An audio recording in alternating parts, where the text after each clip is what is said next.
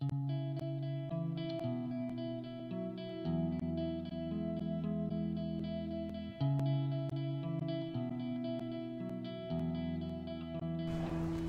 Africa Renewables is the company I work for, and we are a biomass producer and exporter to Europe. Basically, we source unproductive trees from existing plantations in Africa, and we transform them into a fuel that can be used in power plants in Europe to produce renewable energy. So our impact to the environment and society is one of the most important things. It is really at the core of the company, and we do this by various matters. For example, on the biomass that we source, as I mentioned, is from unproductive rubber trees from plantations. We do not plant energy crops, so we don't have any issues with land sourcing or any land conflicts that may arise in developing countries, and we do not source biomass from primary forests and rainforests. We are basically working against the deforestation and try to prevent that from happening. The other thing is in the society. We work very closely with our local communities. So over 95% of the workforce that we employ are all locals, and we make a really strong point about that. We invest heavily on training, and as well we work very closely with the local communities. So we work very closely with the local communities. So we support their local trades, for example, firewood, charcoal, training, as I mentioned. So it's really a holistic approach that we take. And the final thing that we try to do is to actually be third-party certified. We believe that it's important that we put ourselves out there to be audited by institutions that have a name about it.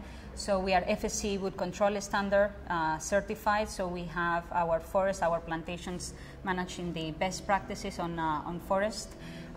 We have worked with the World Bank to go through all the environmental and social checks that projects in developing countries need to go through, and we are a subscriber of the UN Global Compact. So we are really working on respect on labor issues, environment, child labor, etc.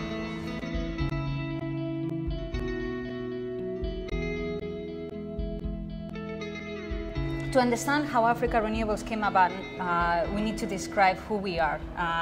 We are three business partners. The first one is David Billon. He's from Ivory Coast.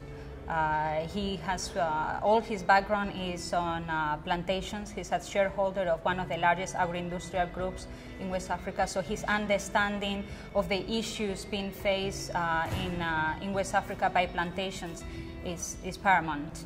The second business partner is Jean-François Guillon. He's French. He's a very experienced energy trader.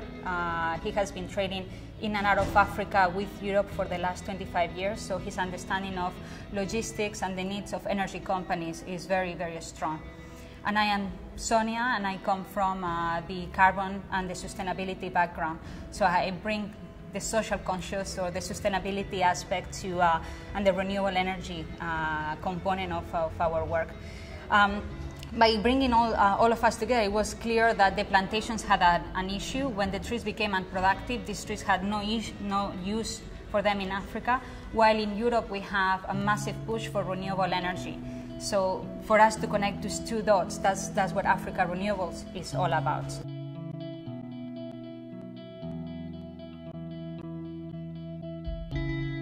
So I think renewable energy, the renewable energy growth in the world is unstoppable. I'm an optimistic about it. I've been working in the sector for 15 years, and I do think that renewable energy, the growth that we have seen, will continue in the future.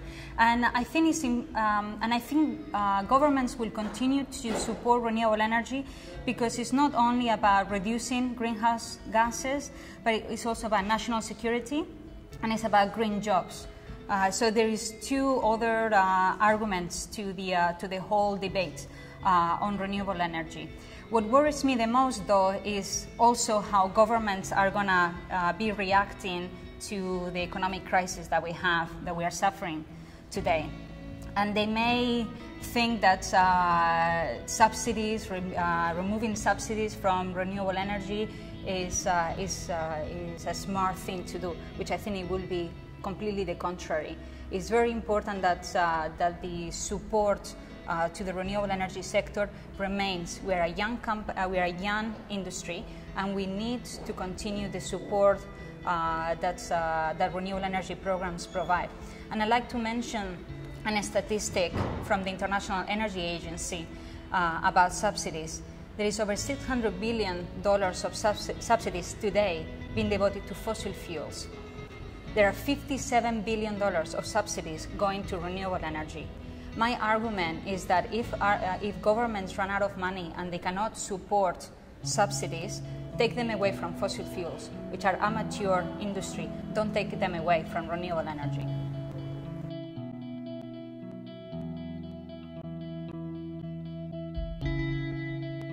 So for me, I think ethics is the paramount trait of a leader, eco-conscious or not. I think when I have done business in many countries around the world, and for me, respect and understanding of other people's cultures and priorities is the most important thing that you can do when you go to a different country. And it sounds simple, but at the end of the day, really there is not much more to it. When I go to Ghana in the project that we are currently developing, I really try to put myself in the shoes of that woman that I see that needs to prepare a warm meal to their family in the evening. And for them, for this woman, it's much easier to go and collect firewood from the area of the plantation that we just has harvested, and just take that firewood and force her to go into the primary forest and source it. It takes me no effort, and it's much better for her. So why wouldn't I do it? So for me, ethics, respect, understanding is something that we really need to have at the core. And what I have seen, what I have learned is that leaders that take those values at their core actually have so much better results. Otherwise, you are fighting against what? It's so much easier just to live within harmony and really understand what the priorities of the people are.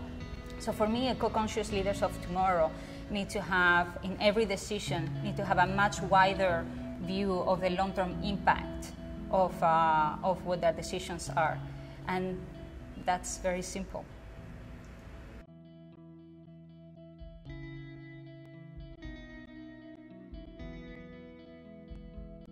Well, I think they shouldn't wait. I would argue that actually there has never been a better time to incorporate the environment into any business. I read once, not sure where, don't waste a good crisis.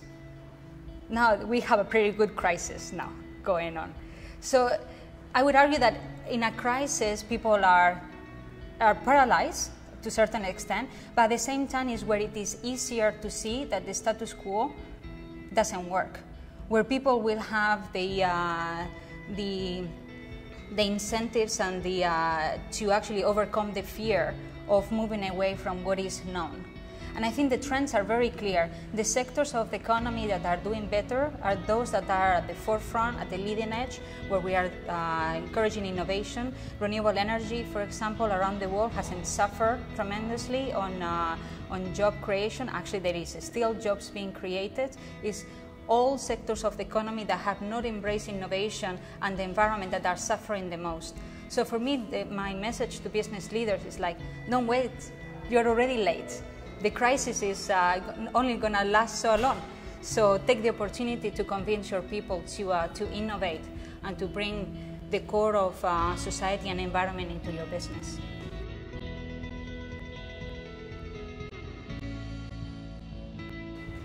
Well, my greatest dream, obviously, is to make Africa Renewables a very successful company, and one that is an example of a sustainable enterprise, not only in Africa, but in Europe and around the world.